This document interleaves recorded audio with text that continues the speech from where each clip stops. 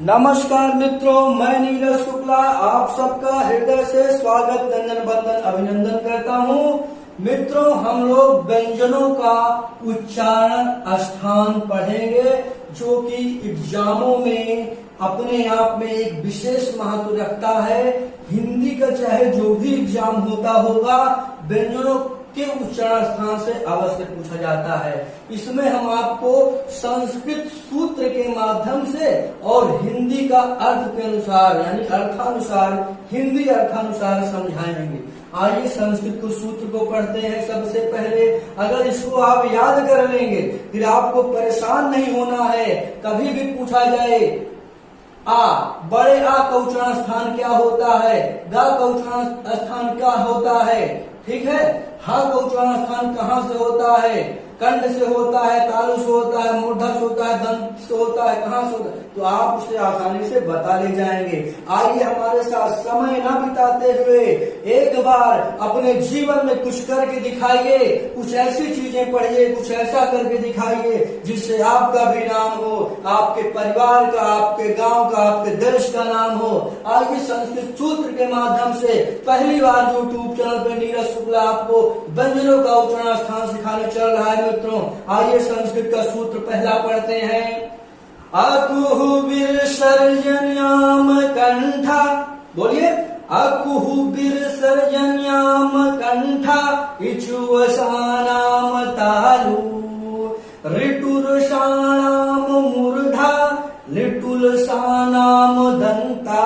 पढ़ो, अकुहु विसर्जन्याम कंठा इचुवसानाम तालु ऋटुरसानाम मूर्धा लिटुलसानाम दंता उपमध्यन्यानाम ओष्ठो यमंड अणानाम नासिका यमंग अणानाम नासिका एदैतो कंठतालु ओदौतो कंठोष्टम वाक्यस्य दन्तोष्टम जिह्वामूल्यस्य जिह्वामूल्यम् नासिकाण्डनुस्वारस्य नासिकाण्डनुस्वारस्य अकुहु विसर्जन्याम कंठा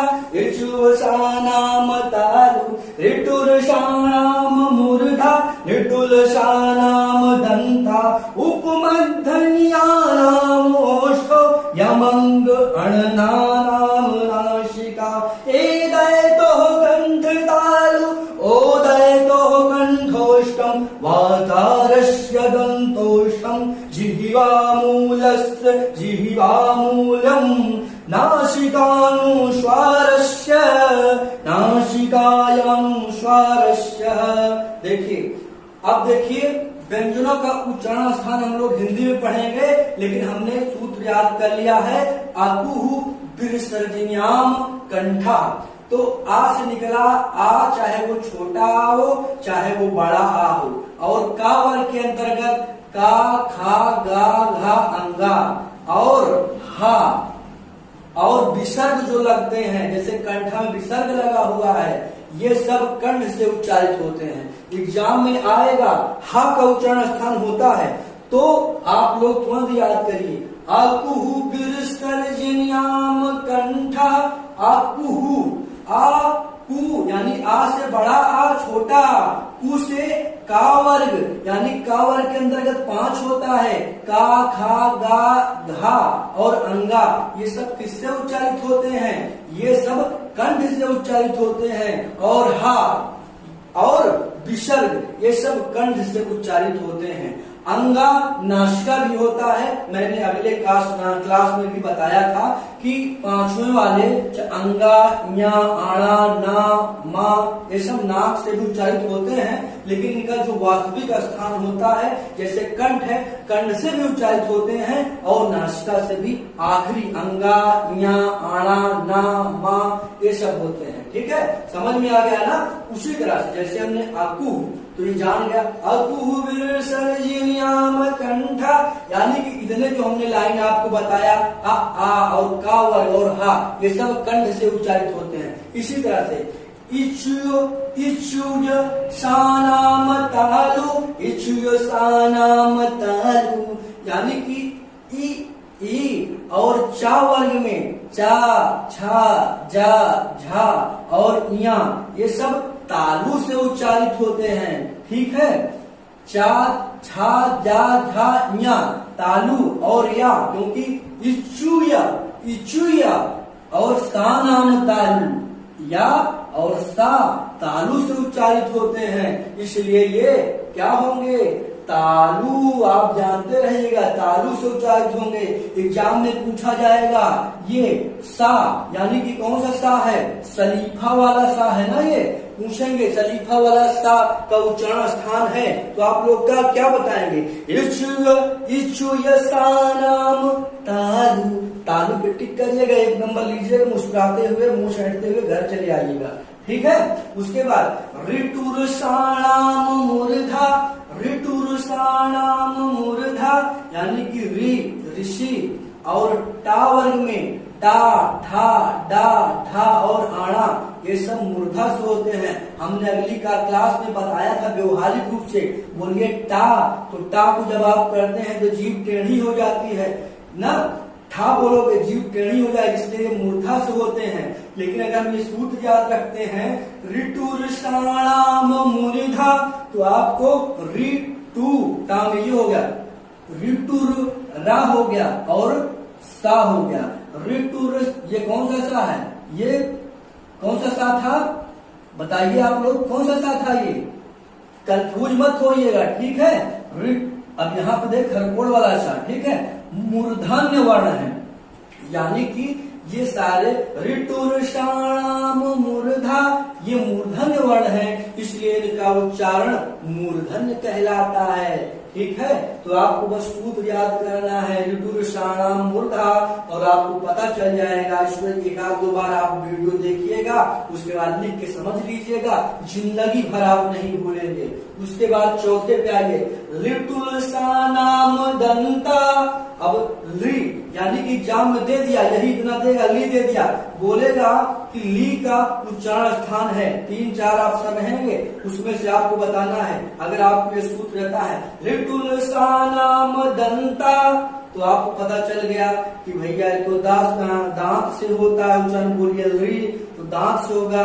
फिर ता वर्ग में ता, था, दा, धा, ना, आप चाहे मुंह से बोल के समझ लीजिए। ता बोलोगे जो दांत में आपकी जीभ जाती लटकती है ना, तो ये आपका दंत से उच्चारण हो रहा है, ली दंत से होगा, तावर्ग होगा।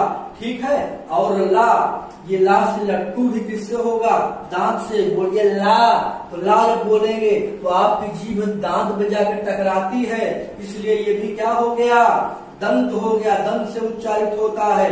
और सा, सरौता वाला सा किससे उच्चारित होता है, दंत से, इसका उच्चारण स्थान दांत होता है। आपके एग्जाम में ली, ता, था, दा, धा, ना, ठीक है, ये सब आए और ला सा आए, तो आप बताइएगा सर, एग्जामिनर को बोलिएगा जो पूछना है पूछ लीजिए, है ना, और आप बताइएगा कि ये सारे किससे उच्चारित होते हैं, दंत से उच्चारित होते हैं। ठीक है, उसके बाद उपमध्यन्या नाम ओष्ठव, यानी छोटा ऊ बड़ा ऊ, उपमध्यनी यानी कि छोटा ऊ बड़ा ऊ किससे होगा, ओष्ठव। ठीक है, उपमध्यनिया उ ओष्ठव, और पा वर्ग में पा, फा, बा, भा, मा, ये भी ओठ से उच्चारित होता है, ओठ से बोले जाते हैं ये लोग। ठीक है, तो इसको भी आप लोग ध्यान रखिएगा। उपमध्यनिया नाम ओष्ठ, यहाँ पे तोड़ लीजिएगा, उ से उ हो गया छोटा ऊ बड़ा ऊ। मध्यनीय मतलब क्या होता है, मध्यनीय मतलब क्या, उपमध्यनीय यानी कि अब पा, उप, पा से पा वर्ग निकल के सामने आ गया, पा, फा, बा, भा, मा, है ना, तो ये सब किससे है, ओठ से उच्चारित होते हैं। ओठ से उच्चारित होते हैं, है ना। और मैंने बताया माँ नासिका भी होता है, ना नासिका होता है, णा नासिका होता है, या नासिका भी होता है। यानी कि तालु से या भी होगा, मूर्धा णा से होगा, मतलब अपने उन स्थानों से होंगे, लेकिन ये नासिका से भी उच्चारित होते हैं। ठीक है। अब देखिए यमंग अणना नाम नासिका, यानी कि या माने कुछ नहीं, और माँ अंगा आना ना, हमने बताया ये अनुस्वार नाक से उच्चारित होते हैं, यानी कि यही आखिरी वाला इया आना ना और उधर माँ, है ना।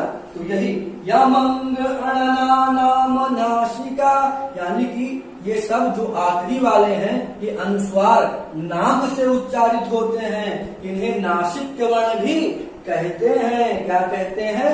नासिक वर्ण। तो ये सब चीजें थोड़ा डीपली है, गौर से समझिए। एक बार समझोगे भैया 1-2 नंबर से आदमी का रुक जाता है, बहुत परेशान होते हैं, इसलिए आप लोग अच्छे से तैयारी करिए। ए दय तो कंठ तालु, अब देखिए ए दय तो कंठ तालु, अब देखिए ये कुछ ज्यादा ही इम्पोर्टेंट हो जाएगा, ये ज्यादा इम्पोर्टेंट हो जाएगा, क्योंकि यहाँ पे एक नहीं बल्कि 2 चीजों को हमारी जीभ टकराती है, ए और ए का उच्चारण स्थान कंठ और तालु, यानी कंठ से भी आवाज निकलती है और तालु जीभ के ऊपरी हिस्से से, ठीक है, वहां से कंठ और तालु दोनों से होता है। इन्हें कंठ और तालव्य वर्ण कहते हैं। ठीक है। ए दय तो कंठ तालु, ए दय तो कंठ तालु, ए दय तो कंठ तालु, ए दय तो कंठ तालु, यानी कि ये कंठ और तालु से उच्चारित होते हैं। ओ दो तो कंठोष्टम, अब ओ और औ, ठीक है, ओ और औ का उच्चारण कंठ और ओष्ठ दोनों से होने के कारण कंठोष्ठ वर्ण कहलाते हैं। यानी कि ओ और औ ये कंठ और होंठ दोनों को टकराकर ओ औ जब आप बोलते हो तो निकलता है, इसलिए उसका उच्चारण स्थान क्या होता है? कंठोष्टम। ठीक है, या कंठोष्ठ। ठीक है। वाकारस्य दंतो ओष्ठम, यानी कि ये जो वा है, वाकारस्य दंतो ओष्ठम, वा का उच्चारण स्थान दांत और ओष्ठ दोनों होते हैं, इसे दंतोष्ठ वर्ण कहते हैं। समझ में आ गया? वा का उच्चारण स्थान दांत और ओष्ठ दोनों होते हैं, इसे दंतोष्ठ वर्ण कहते हैं। जिह्वा मूल्यस्य जिह्वा मूल्यम, अब देखिए ये देखिए 5 की तरह जो पुराने जमाने में जो हिंदी लिखा जाता था, कुछ 5 का चिन्ह रहेगा, का लिखा रहेगा, ये और खा लिखा रहेगा। जब कभी ये चिन्ह देकर पूछे कि इसका उच्चारण स्थान है तो ये जिह्वा मूल्य है। ठीक है, इसे जिह्वा मूल से ये उच्चारण, ये चिन्ह आप लोग पहचान लीजिए।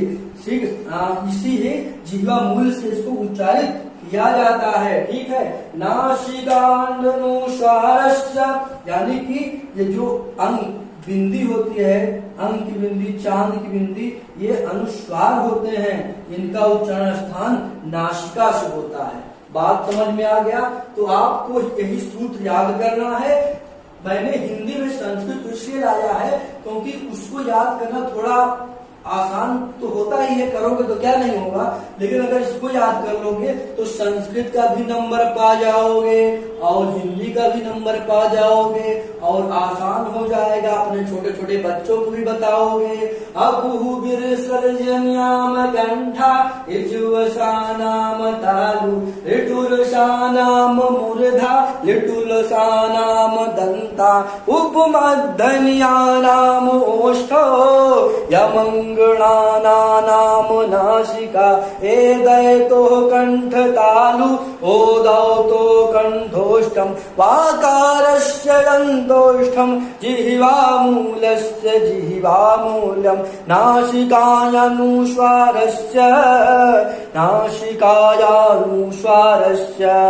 समझ में आया? आशा करता हूँ अच्छा लगा होगा। बहुत बहुत धन्यवाद।